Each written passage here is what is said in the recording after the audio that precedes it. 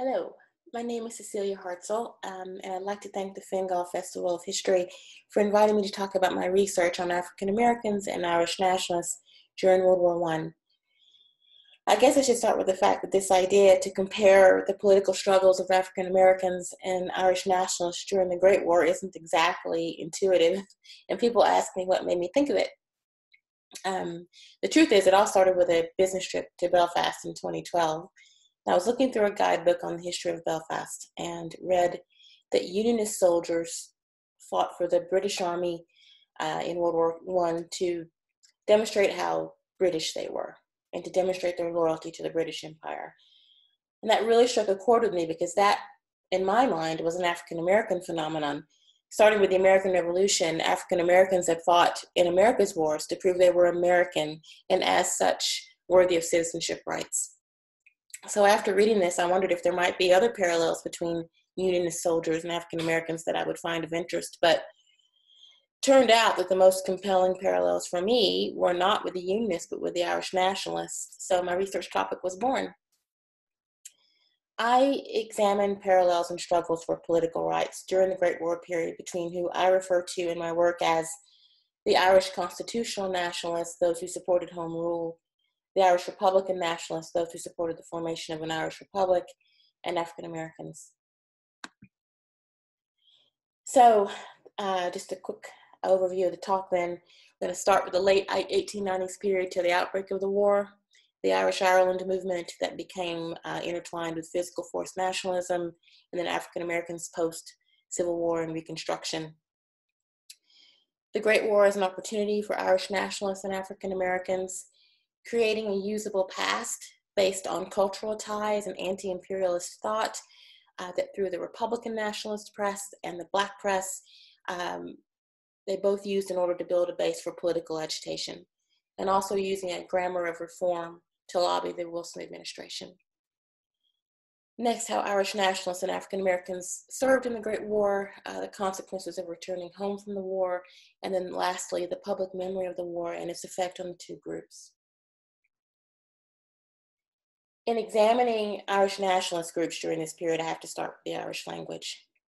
Irish nationalists of both stripes believed that the Gaelic language, almost extinct in Ireland by the end of the 18th century, was Ireland's most enduring and defining cultural tie.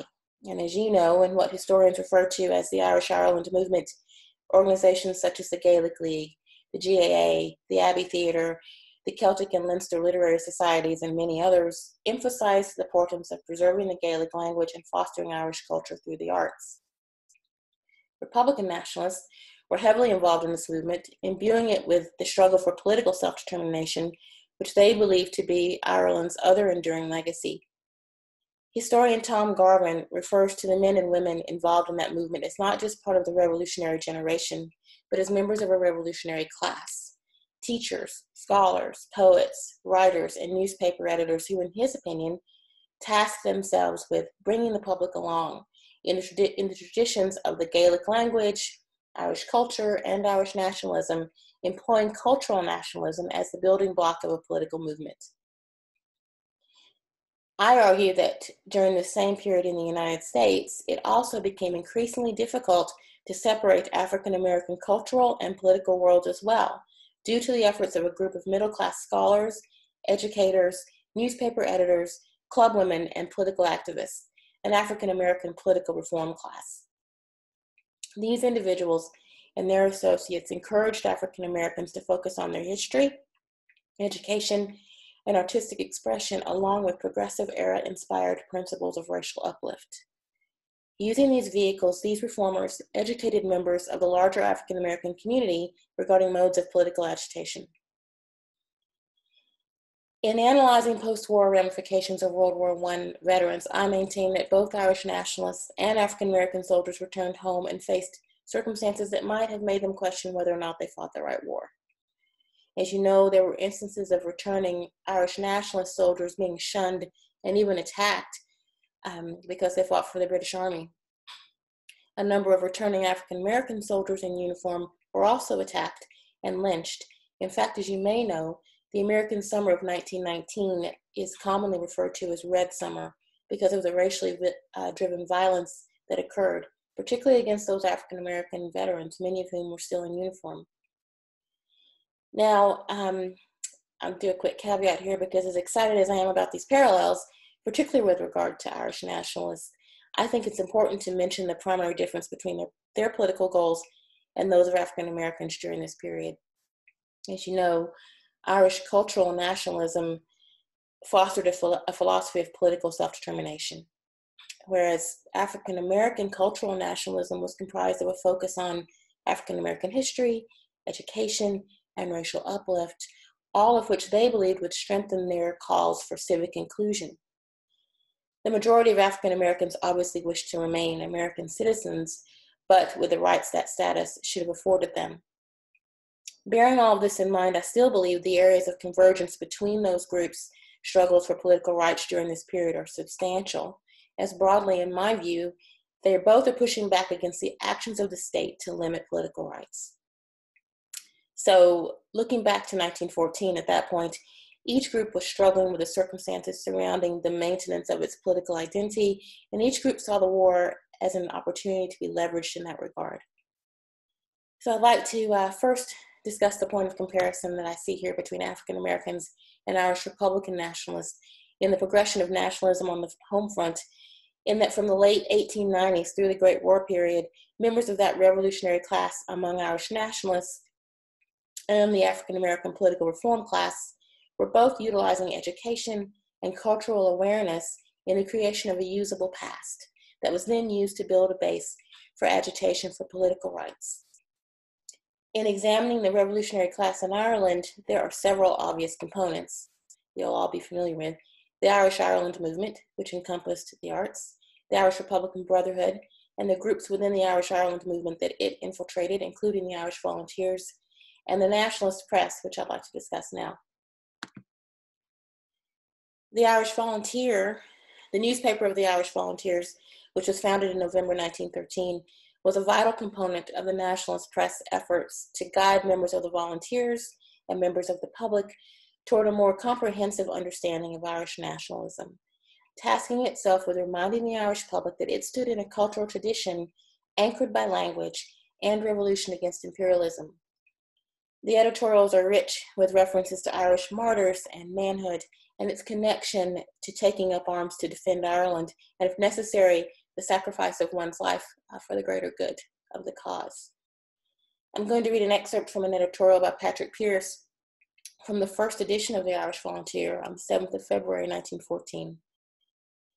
I think I am right in holding that the volunteer movement has sprung out of the language movement. The Gaelic League is undoubtedly the parent, but it will be recognized in history as the most revolutionary influence that has ever come into Ireland. The Irish Revolution really began when the 7 proto-Gaelic Leaguers met in O'Connell Street. Their deed in 1893 made our deed of 1913 possible. Irish Freedom was the newspaper of the IRB, which was marshalling political and cultural forces as well as arms during this period. In the September 1913 edition, the editorial Ireland in Coming Times read, "The urgent thing is to tick into the language movement. It cannot be too strongly urged that the final triumph of the nation depends on the final triumph of the language."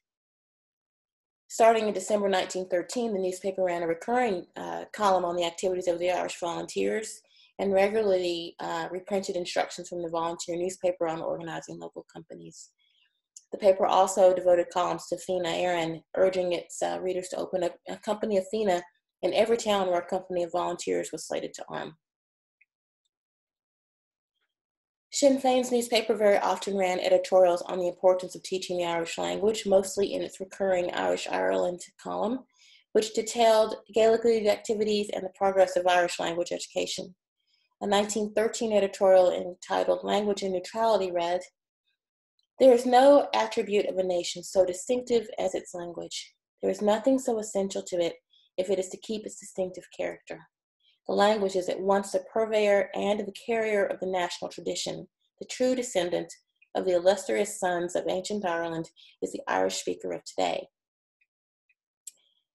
Sinn Féin also ran a recurring column in the paper called The Volunteers in support of the Irish Volunteers. So in the nationalist press, there was a shaping of political consciousness occurring in tandem with a rededication to the Irish language and correspondingly Irish culture. By 1915, all of these nationalist papers were printing in defiance of the Defence of the Realm Act, and as such were subject to severe actions from Dublin Castle.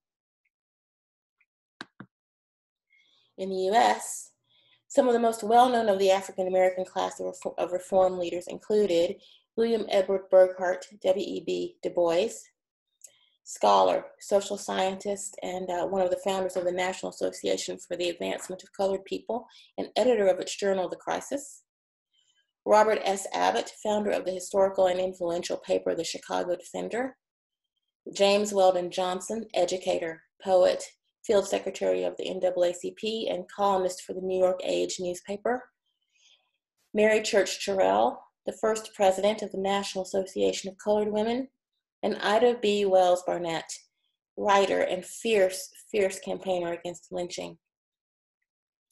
So in discussing this class, I'd like to discuss Du Bois, the NAACP, and the Black press in detail, because I think they'll give you a good overview of the group's motivations, tactics, and perspective. But the reform class had no easy task, because in the 2 decades before the outbreak of World War I, political identity had become the same tinderbox in the US that it was in Ireland at that time. For African Americans in particular, the period from the 1880s up to the outbreak of the war was characterized by the need to regroup and move forward after a serious setback in the struggle for full citizenship rights, which was caused by the Compromise of 1877, which effectively ended the post-Civil War Reconstruction era when the last federal troops left the South. The South then, with the removal of those troops, was essentially left to its own devices to deal with the race question, and it did so with physical violence, with lynching being the most notorious example, economic restriction through the large-scale enforcement of tenant farming, and the use of intimidation, poll taxes, and literacy tests to prevent African American men from exercising their rights to vote, and this was a right gained at the end of the Civil War.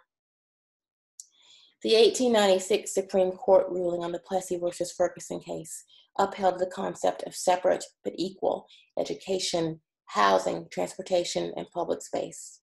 So this concept, commonly referred to as Jim Crow, named after a minstrel character, was not only sanctioned under the law, but upheld by the highest court in the country. Also, during his first term in office, President Woodrow Wilson supported congressional Southern Democrats in restricting federal intervention regarding African American voting rights, and his administration segregated all federal offices in Washington, D.C. Therefore, by the eve of the Great War in Europe, civic inclusion for African Americans had not only been limited by actions across the South, but across the executive, judicial, and legislative branches of the federal government as well. So the African American class of reform leaders fashioned a new form of protest politics, born out of the circumstances shaped by that post-Reconstruction era. The NAACP was founded in 1909 by an interracial group of intellectuals in New York City who first thought that the greatest need was to make white Americans aware of the need for racial equality. Toward that end, the organization launched a program of speech-making, lobbying, and publicizing that issue. However, it ultimately became the dominant civil rights organization in the country through its attacks on segregation and racial inequality through the court system. Although the organization is well known for its legal victory in desegregating public schools in 1954, during this period, it fought tirelessly for a federal anti-lynching law and won a Supreme Court decision in 1915 against the Grandfather Clause, which was used by many Southern states to prevent Black men from voting.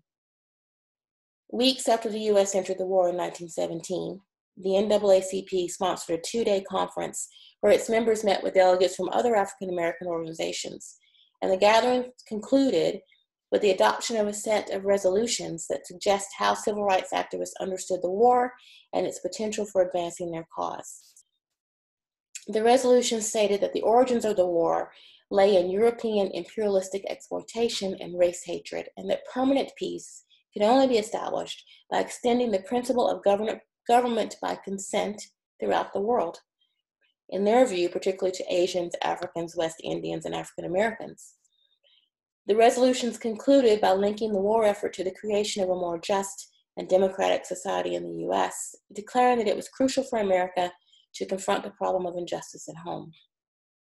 This will later also be a tactic used in World War II. But the NAACP, through its legal team and its crisis journal and the Black press, through its editorial perspective, worked to build a cultural, political, and global platform from which African Americans could campaign for civic inclusion in the U.S. I'm sorry about that.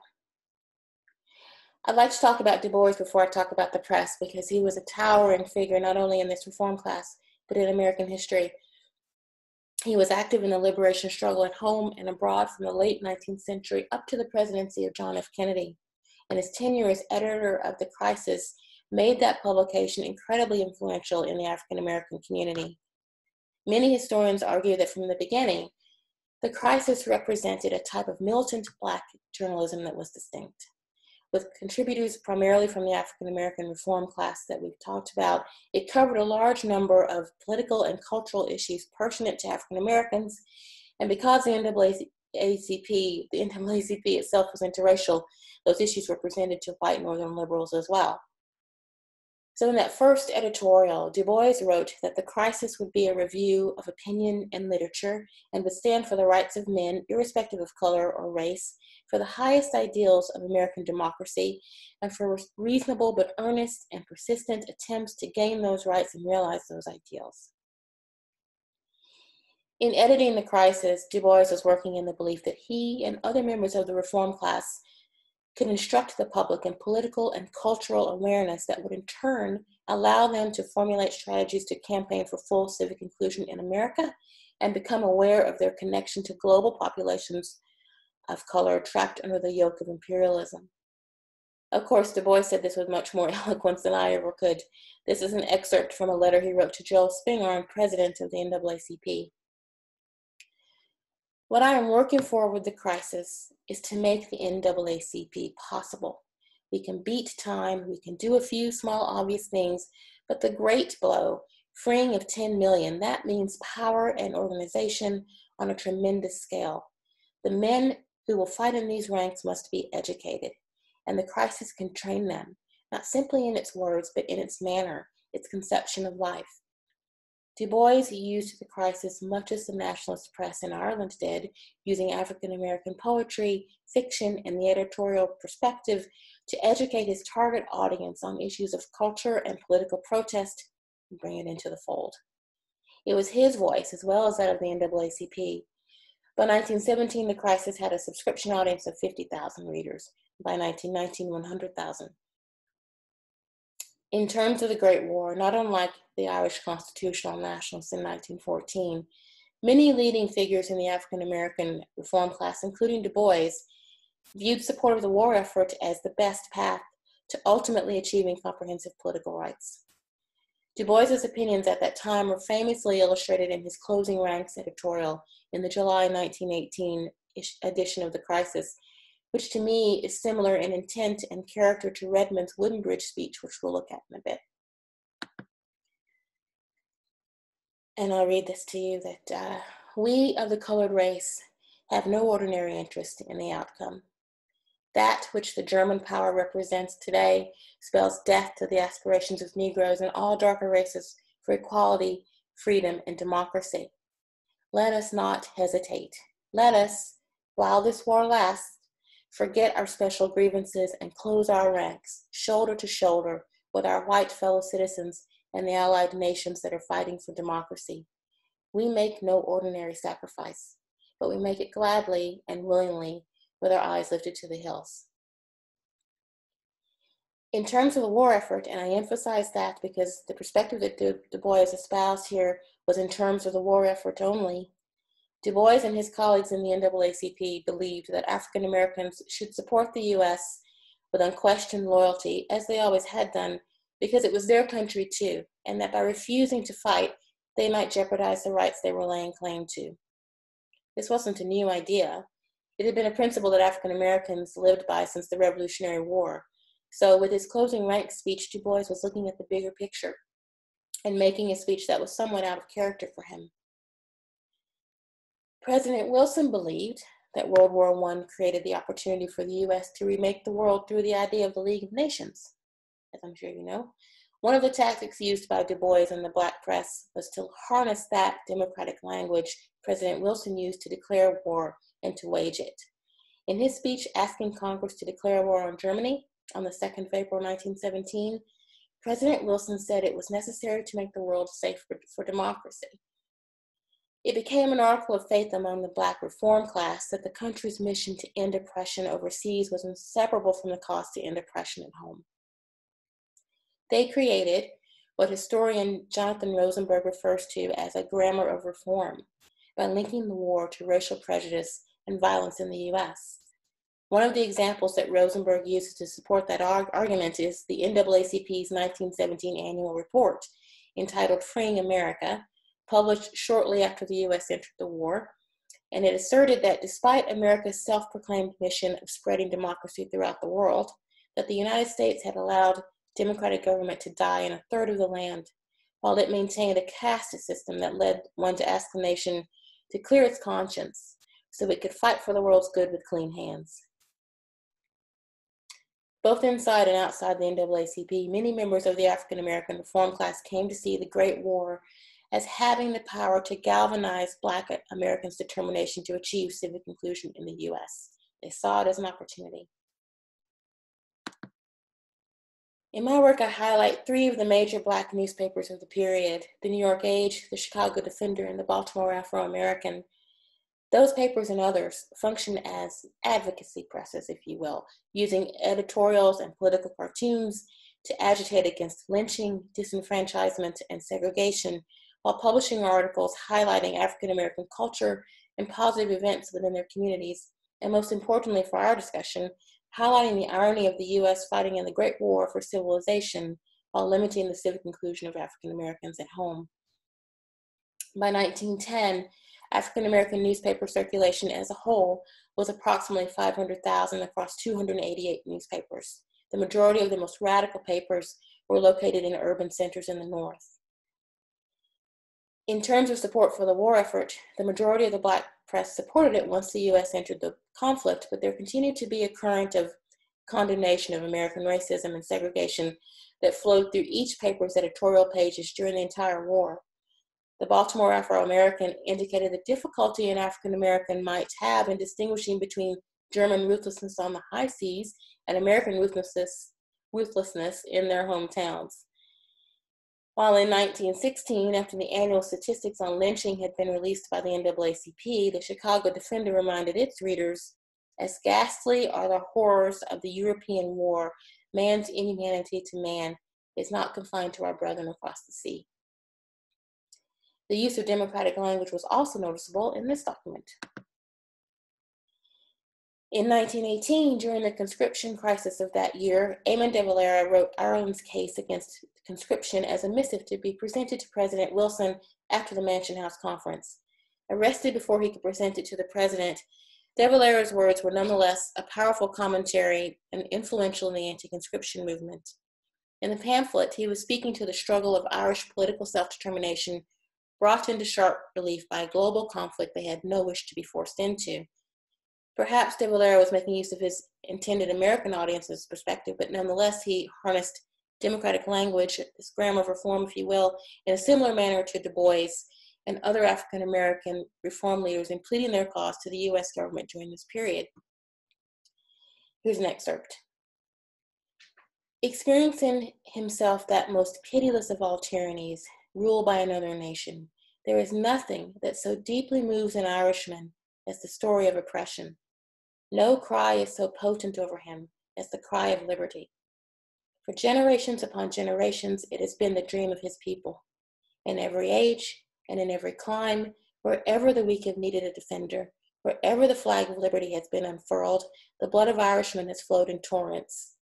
To the friends of liberty everywhere, we appeal in what for us will be a struggle for life or death as a people. It is for us a battle for self-determination and for the fundamental principles of civil liberty. Du Bois or any other African American reform leader of the period would have used this type of language in testimonials of African American service to the nation. On another note, Du Bois was also very sensitive to the plight of the Irish and their struggles against the British, and he believed that the Irish and African American situations were similar. A few months after the Easter Rising, he wrote in August 1916, "We must remember that the white slums of Dublin represent bitter depths of human degradation, as do the black slums of Charleston and New Orleans. And where human oppression exists, there the sympathy of all black hearts must go. The recent Irish revolt may have been foolish," and please forgive him for saying that, "but would to God some of us had sense enough to be fools." I can't tell you how excited I was to find that Du Bois had actually mentioned the Easter Rising and recognized its importance. It was a big research day for me. So in articles, speeches, and personal correspondence, the reformers argued that it was not possible to secure democracy abroad until it had been established in the U.S., and they believed they could use the language of democracy and freedom, this grammar of reform, along with cultural nationalism to build a base for political agitation, much as the Republican nationalists were doing in Ireland during the early years of the war.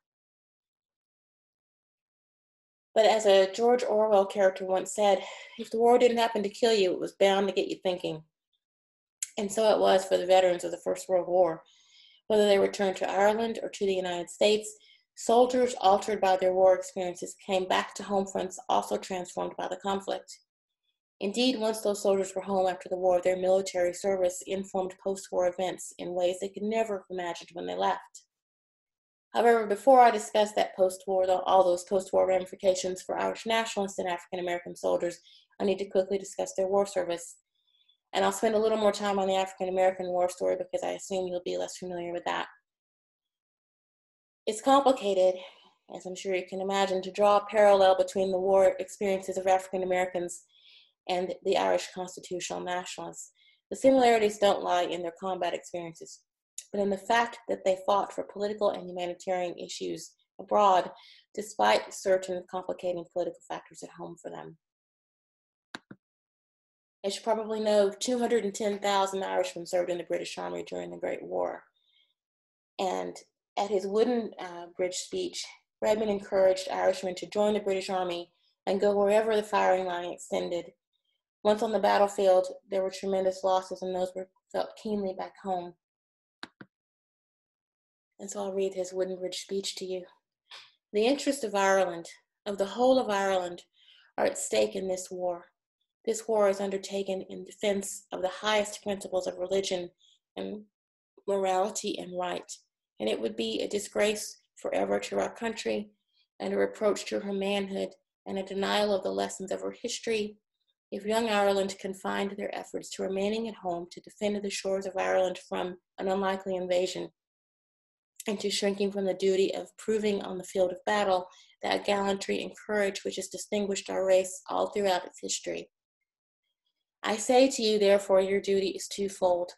I am glad to see such magnificent material for soldiers around me, and I say to you, go on drilling and make yourself efficient for the work, and then account yourselves as men, not only for Ireland itself, but wherever the firing line extends in defense of right, of freedom, and religion in this war." And that's his perspective. And so I've put back up this close ranks Du Bois slide because I think they provide an interesting parallel in what these leaders were asking the men in their communities to do, that they should put aside their grievances to fight against a greater threat. Ultimately, with a political consideration in the back of their minds in terms of Du Bois and those leaders, and in terms of the Redmond and the constitutional nationalists, that if they didn't do this, they would somehow put at risk the political considerations, the political goals that they were hoping to advance in America for African Americans in terms of civic inclusion, in Ireland in terms of home rule. Once the war ended, political rights and political identity continued to be burning issues. The constitutional nationalists came home to an Ireland transformed by the Easter Rising as well as other events. The magnitude of lives lost during the war, combined with the threat of conscription, Dublin Castle's pre-rising crackdown on Republican nationalist activity, the British response to the rising itself, and the political death of home rule all had altered Ireland's political landscape by the time these soldiers came back. The constitutional nationalists had fought with the British Army wearing the uniform of an empire they believed to be dedicated to home rule for Ireland. And after the war, that uniform represented a completely different set of choices and allegiances, the popular opinions of which ranged from the feeling that those soldiers had made an uninformed decision to the view that they had been duped into serving the British Empire. So after the war, the decision made to fight with the British Army represented a completely different set of choices and allegiances than it did in 1914. When the Nationalist Irish veterans came back home, just the fact that they were veterans of the British Army created a difficult situation at best and a dangerous situation at worst for them. Irish historian Neil Richardson has done great work in researching accounts of what happened to the Irish soldiers when they came home. In his book, A Coward If I Return, A Hero If I Fall, I found a number of veteran stories that he put together from interviews with soldiers' families and diaries, letters, and other documents detailing some of their experiences after the war. Richardson makes the point that most veterans only discussed their experiences with other veterans for a number of reasons, and that goes a long way towards explaining what I found to be a scarcity of information. But the accounts that he pulled together were vivid, frank, and they were very moving, and I'll tell you a few of those. Just to say that I won't address the issues of disability, ill health, or post-traumatic stress that would have shackled these veterans to the war indefinitely. But in terms of what was facing Irish soldiers when they came home, the first problem was a shortage of jobs. Richardson describes a situation in which employers with nationalist inclinations would not hire British Army veterans, while neutral employers would not hire those veterans for fear of upsetting Republicans on their staffs. Historian Jane Leonard argues that while Irish soldiers would have been eligible for the same basic benefits as other British Army veterans in terms of pensions, unemployment assistance, training opportunities, and medical care, in local authorities controlled by Sinn Féin, veterans were refused admission to technical colleges, hospitals, and asylums. There are stories of veterans who were forced to do casual labor in place of full-time work, and then subsequently forced to pawn their medals for extra money, or worse, wander the countryside in search of work. There was a positive aspect, however, to the employment situation. The Dublin Corporation bylaws stated that any man who fought in World War I would have his job held open, remain on half pay, and his service record would go on toward promotion. As I'm sure you also know, many veterans were shunned in their families because of their war service. The potential for violence was pretty comprehensive in that it could come from a number of sources. For instance, one soldier told a story of landing by boat in Dublin with other veterans after he'd been demobilized in England, and a hostile crowd was there on the docks, booing the soldiers as they disembarked and throwing rocks at them. Of course, local members of the IRA might have been suspicious of these veterans, and apparently that suspicion also sometimes escalated into violence. By the same token, there were some instances of violent confrontations between veterans and the Black and Tans as well. A common cultural slight was the refusal to let former hurlers and Gaelic football players rejoin the GAA if they'd served in the war. In the long term, many of these soldiers were forced to immigrate for work. Some ultimately joined the National Army, and some simply fell through the cracks. So these veterans would have been exposed to physical violence, but what was just as heartbreaking, or even worse, was the psychological damage of knowing that members of your family were ashamed of your war service, topped off by the harsh reality of not being able to support yourself or your family.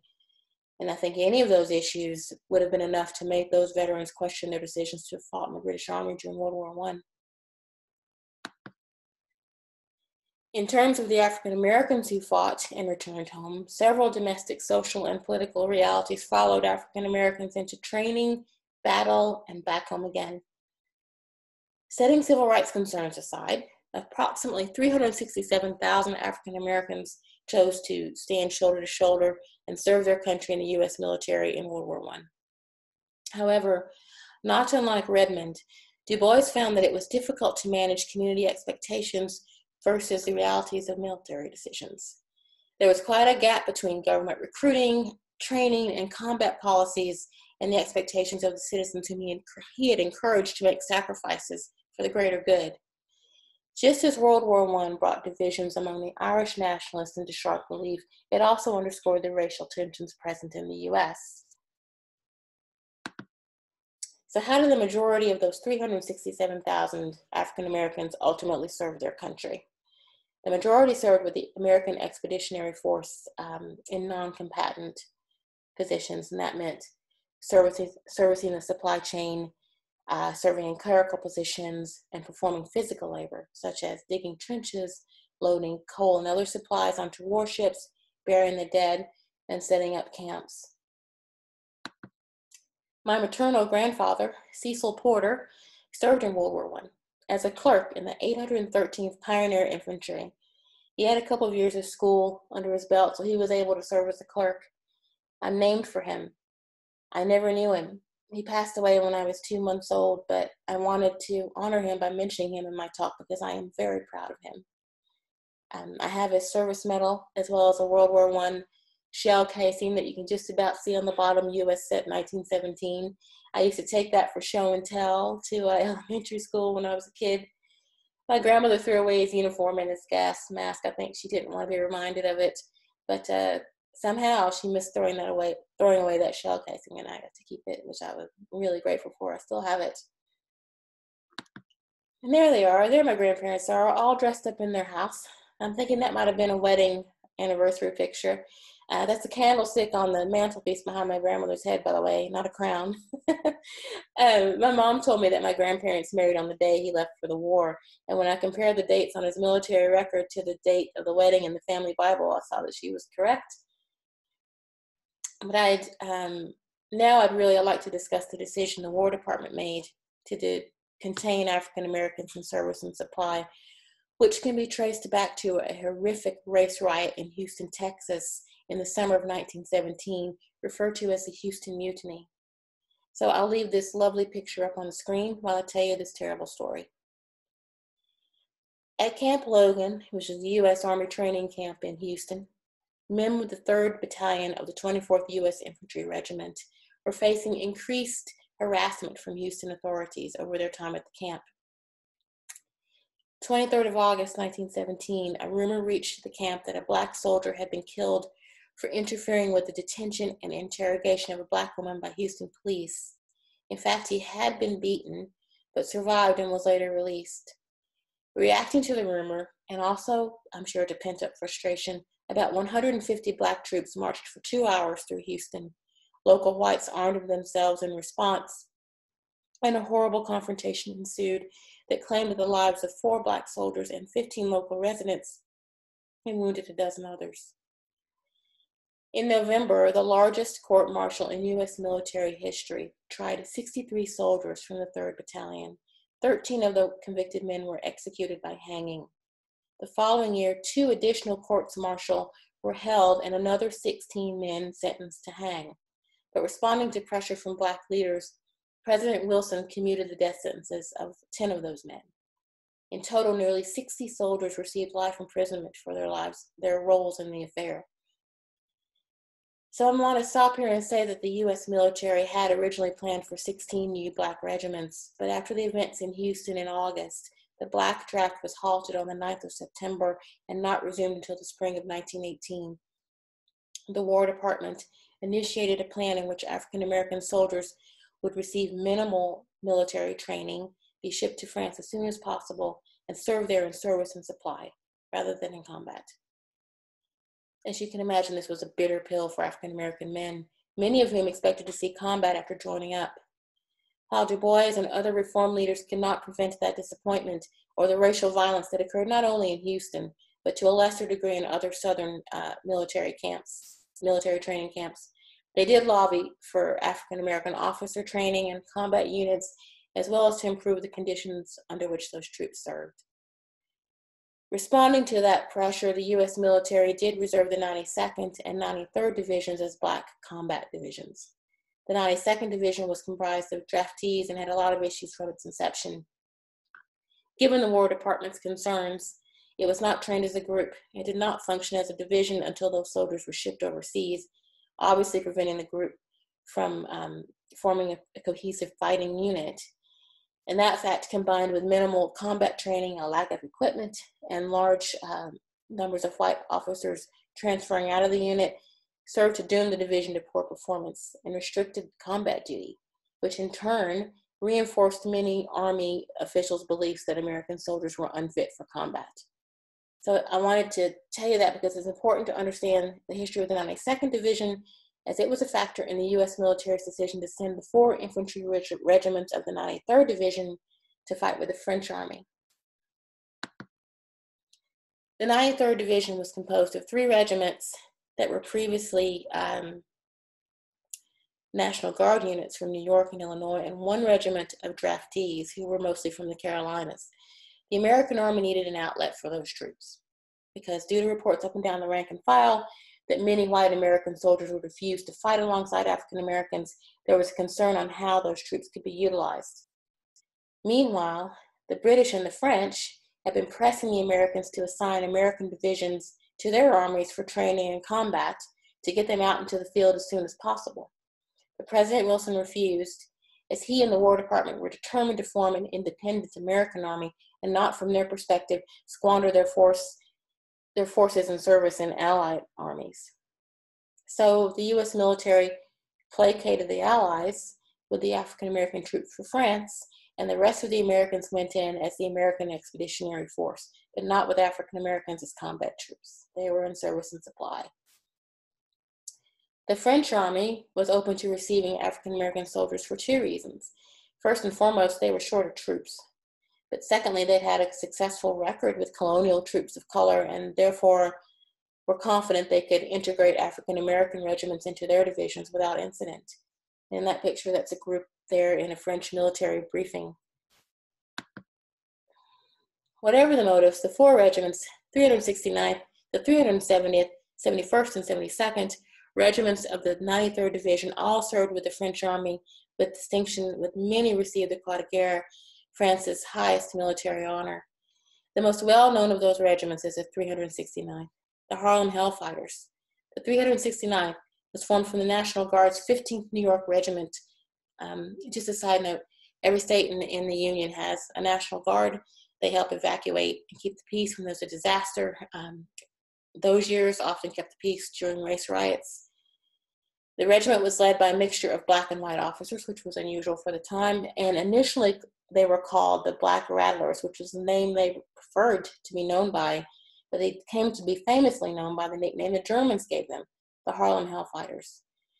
When the unit was called up, it initially trained in New York to learn basic military procedures and then was sent to Spartanburg, South Carolina for combat training. And they arrived in Spartanburg 2 weeks after the Houston Mutiny. So needless to say, the issue of race couldn't have been more volatile. They were taunted and beaten by some of the other white soldiers on the base, but were ordered by their superiors not to fight back. And amazingly, they didn't. The unit shipped, The unit shipped out and arrived in France on the 1st of January, 1918. When they first arrived, they were assigned to digging latrines and unloading ships per the War Department's strategy. But on the 8th of April, 1918, the U.S. military made the decision to send the 93rd Division to France for service in its army. The U.S. military lent the African American troops to France, but not without first enlightening the French on the manner in which those troops should be handled. A directive entitled Secret Information Concerning the Black American Troops was sent to the French army, warning them against treating African Americans with familiarity and indulgence, as that might, quote, profoundly estrange American opinion. Here are some excerpts. Although a citizen of the United States, the black man is recorded by the white American as an inferior being with whom relations of business or service only are possible. The black is constantly being censured for his want of intelligence and discretion, his lack of civic and professional conscience, and for his tendency toward undue familiarity, making a point of keeping the native population from spoiling the Negroes. Familiarity on the part of white women with black men is furthermore a source of profound regret to our experienced colonials who see it as an overwhelming menace to the prestige of the white race. So this directive was discovered by the NAACP in 1919 and published in The Crisis in May 1919. In any event, the 369th was integrated into the French 160th and 161st Divisions throughout that last year of the war. They were assigned French weaponry and the steel helmets, brown leather belts, and pouches worn by the French, but they continued to wear the American Army uniform. Despite Pershing's warnings, these soldiers were not segregated in France and were treated equally. Sure, that was a disappointment to Pershing. The 369th went into the trenches with the French Army on 8th May 1918. They fought from the French trenches for 191 days, longer than any American unit. They were the first Allied unit to reach the Rhine. They never lost a trench, and none of their soldiers were captured, although they did eventually lose about half the regiment, 1,500 men, to combat losses by the end of the war. While overseas, the Hell Fighters were subjected to German propaganda similar to that directed at Irish nationalists fighting in the British Army after the Easter Rising, questioning the value the Allied powers placed on their service. But that didn't dissuade them from their duty, and as a result of their service, the regiment was awarded the Croix de Guerre, the highest military honor in France. There were also 171 individual medals awarded to members of the 369th, and everyone in this photo has his medal on. Fantastic photo. Interestingly enough, the unit also had another claim to fame. They were known for their music. The 369th Regiment Marching Band was commanded by James Reese Europe, one of the best-known jazz band leaders in the U.S. He and the military band are said to have introduced jazz to the Allies. The Harlem Hellfighters came back to a ticker tape parade on Fifth Avenue in New York City, reportedly attended by 1 million people. It was their day. But the next day, they woke up to the pre-war status quo. Much as the Irish nationalist soldier in the Great War, the story of the African-American soldier centered around sacrifice and a transformation of perspective. The politics of race followed African-Americans across the Atlantic and shaped their war experience. At the same time, once they returned home, their sacrifices in the war and their combat success with the French army inspired their resolve to push forward for the civil rights they felt they'd earned. Those actions would be difficult, as they returned home to a nation where their access to full citizenship rights remained virtually unchanged, and they also returned to the particularly racially violent and bloody summer of 1919, which would come to be known as Red Summer. James Weldon Johnson, field secretary for the NAACP in 1919, called the summer of 1919 the Red Summer, and that term has stuck historically because it was the worst spate of race riots and lynchings in American history. I didn't include, obviously, any photos depicting any lynchings, but I did want to give you some photos to demonstrate the climate of violence that summer and the armed camp mentality in larger cities where riots occurred. You can see on this slide I've put up that the violence enveloped towns, counties, and large cities. Through analysis of government documents, court records, newspaper accounts, and NAACP files, historians have determined that there were at least 25 major riots and mob actions across the country. Some riots were over in hours, but some immobilized Chicago, Washington, D.C., Elaine, Arkansas, and Knoxville, Tennessee, my hometown, for days. So I click through some of these for you. That's Chicago, Nebraska, and that's Knoxville, Tennessee there. That's my hometown. So why then? Why did this happen in 1919? Historians argue that it was a perfect storm of a couple of historical forces: the continued rise of the Jim Crow culture in the South, and an economic downturn exacerbated by the return of hundreds of thousands of Great War veterans home from the war and with no work. These factors were also combined with a fear of radicalism. You think about that. There were only 2 years past the Russian Revolution, and Red Summer coincided with the Red Scare in the U.S. and contributed to fears rather that the old social order may be in real danger of breaking down, and the maintenance of the color line was a crucial component of the social order in America in 1919, and it had to be preserved. So Red Summer was about fear of a changing world and the specter of evolving political rights facilitated by the circumstances of the war. However, that summer was also infused with African-American resistance. a pushback against the status quo that had been somewhat fluid during the war, and a push toward fulfilling the founding tenets of a country that had put forward the idea of a League of Nations. African-American veterans and ordinary citizens fought back in those Red Summer riots, but the pushback was not only physical. The period from the end of the Great War through the 1920s became known as the era of the New Negro, and one of the hallmarks of that era was that African Americans synthesized their war experiences into a new, broader understanding of imperialism and their link to the concerns of people of color around the world.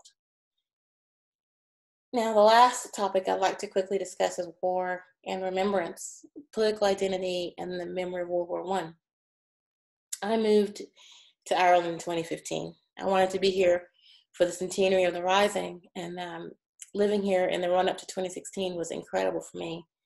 And I can say, and I'm sure you'll agree, that the passion around these issues is palpable still, which to me is amazing. And I want to just give you a couple of recent examples of that. I went to a lecture at the Little Museum of Dublin in 2015. It was about John Redmond, and it was entitled John Redmond, Right or Wrong? At the end of the lecture, the speaker challenged the audience to vote on that question. Now, that's not a decision you're going to come to after a 40-minute lecture, and it's hard to separate all of those Machiavellian techniques Redmond used with the volunteers from the larger discussion of Redmond and Red Home Rule, but this was a first blush exercise, so we voted. So in a room full of people, 100 years later, we were within one vote of a tie, right? 100 years later. Unbelievable. And I was just delighted that no one ran me out of the hall on a rail as voting as an American. It was fantastic to be there, though. And about a month later, I went to the History of Ireland Hedge School at Glasnevin on Jeremiah O'Donovan Rossa. And during that Q&A, a member of the audience asked whether or not the panel thought it was appropriate to commemorate John Redmond during this commemoration decade. And a pretty passionate discussion followed from that. For me, as an outsider, it was fascinating because I was hearing that the Redmond effect, that vision of him leading men to slaughter, was still very present and no different than excerpts from a 1959 documentary on the Revolutionary period that I'll show you some stills from in a few minutes. Now, whether that's right or wrong, it's riveting. And that's why it's so important to study collective memory of these events. It's dynamic, and there's no end to its facets. And studying it gives you a window not only into the event, but into the people remembering it. So I would agree with a character of the American writer William Faulkner, who said, the past is never dead. It's not even past. Which brings me to the parallels that I have found between Irish constitutional nationalists and African Americans in the inclusion of their war service in the public memory of World War I. Many American historians, such as David Blight, Alfred Young, and others, have underscored the importance of collective memory, arguing that the past can be mobilized for partisan purposes along with the inventions of the past as tradition. Again, the past can be mobilized for partisan purposes along with the inventions of the past as tradition. With that in mind, I've found that the military service of these two groups has at times, over the last 100 years, been difficult to include in the World War I public memories of the US and in Ireland in a manner that contributes to a politically usable past. There are a few issues with the memory of World War I in America. First of all, because we came into the war so late, it obviously did not leave the footprint on American culture and memory that it did in Europe. It's never been the defining conflict for us that the Civil War, World War II, and Vietnam were. I can personally tell you that I learned two things about World War I, growing up in America in the 70s, the sinking of the Lusitania, and especially since I grew up in Tennessee, I learned about Sergeant Alvin York, who was born in my home state and is revered as one of the most decorated American heroes of the war. He is famous for leading an attack on a German machine gun nest, which resulted in 32 machine guns being taken, the deaths of 20 German soldiers, and the capture of 132 more. Even most Americans who don't know a great deal about World War I would probably know his name, if only because he was immortalized in the 1941 film Sergeant York, in which Gary Cooper portrayed him. Sergeant York was awarded the Croix de Guerre, the American Distinguished Service Cross, and the American Medal of Honor, the highest honor one can receive in the American military. It's awarded for personal acts of valor above and beyond the call of duty. See him with all of his medals on there. In addition, the local Tennessee Rotary Club raised the down payment for the purchase of a farm in Tennessee for Sergeant York in gratitude for his service. I've gone on about Sergeant York to say that much less familiar is the Great War story of Private Henry Lincoln Johnson, who was fighting with the Harlem Hellfighters as part of the French Army, and who, along with Private Needham Roberts, fought off 20 German troops while on sentry duty. Private Johnson was the first American, as well as the first African American, to be awarded the Croix de Guerre, and you can see it on his chest there. Obviously, he was severely wounded in that fight, though, and so much so he would no longer be able to work when he returned home. He was refused disability benefits by the U.S. military, and he died as an alcoholic at age 32. No movie, no farm, no U.S. medal. His occupation on his death certificate was listed as ex-soldier. So it's hard to understand why Private Johnson, whose story is as heroic and as compelling as Sergeant York's, did not receive any American Medals of Honor, or why he isn't widely remembered. The Harlem Hellfighters, with their record, should also be widely remembered and commemorated. But in terms of American collective memory, if you discuss the parameters of African American service in that war, then you have to discuss the Houston Mutiny, the executions, the War Department's subsequent decision on the use of African American troops, and all of a sudden, you've highlighted some uncomfortable discrepancies that were present in American democracy during that period. Those discrepancies are at odds with the traditional reasons that we call forth memories of national conflict in the U.S. and correspondingly at odds with the ways in which Americans choose to collectively remember the world wars, especially World War II.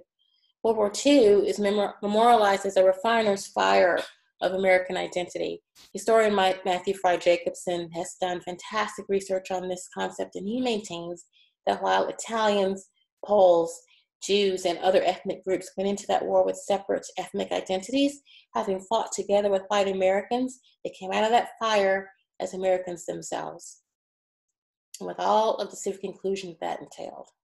Now, not to say there wasn't still plenty of discrimination against those groups after the war. There was, but they came out of that ahead of African Americans, if you will, in that process of gaining civic inclusion.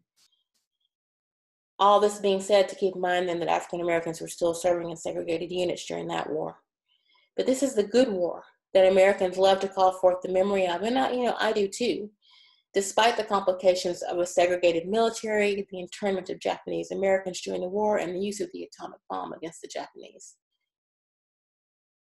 Many historians make the case that for U.S. troops, there was no ethnic melting pot during World War I. The furnace just wasn't on long enough. Because the U.S. did not join the fight until 1917, there was too short a time together in combat for many regional or ethnic differences among the troops to be erased. And again, the complexity of African American service in the war has been problematic for inclusion in a democratic national narrative. The World War I American doughboy is consecrated in memorials across America, but there are no statues for the Harlem Hellfighters, and it's just over the past 2 decades or so that significant research has been published specifically on the Hellfighters. Up until then, the contributions of African American soldiers during the Great War had been sacrificed, I think, on the altar of a usable past. But we're making some strides. Most notably in June 2015, Private Henry Johnson was posthumously awarded the Medal of Honor by President Obama. And in discussing the memory of the Great War in Ireland then, historian Ben Novick writes, "To the victors go the spoils, including the construction of a national and nationalist history. In the post-war period, Great War nationalist service in the British Army was understandably difficult to weave into a nationalist narrative in which the Easter Rising was the centerpiece. There were some families who lost men in the war who never spoke of those men again, effectively erasing them from family history. When Neil Richardson, who I spoke of earlier, interviewed some of the veterans' families, he encountered family members who said Great War veterans and their family were young when they went in, too young to know what they were doing. It's one of the things that they said about them. And I also read a story of a Great War veteran whose greatest regret was that the textbooks his grandchildren studied mentioned little of the extent of his generation's involvement in the war. Historian Keith Jeffrey also did incredible work on the public memory of World War I here in Ireland, and he discussed the sea change in the narrative that has brought Ireland from not discussing its Great War veterans to the commemorations that we celebrate today. As an example, he compared the World War II era commemorations of the Great War in Ireland to those in later years. During World War II, World War I remembrance ceremonies were such a manifestation of Britishness that Armistice Day parades were banned in Dublin. And in 1959, in the Irish documentary on the revolutionary period in Irish history, Misha Eyre, there were just a few sentences devoted to the Irish soldiers who fought in the Great War, and I'll scroll through those for you.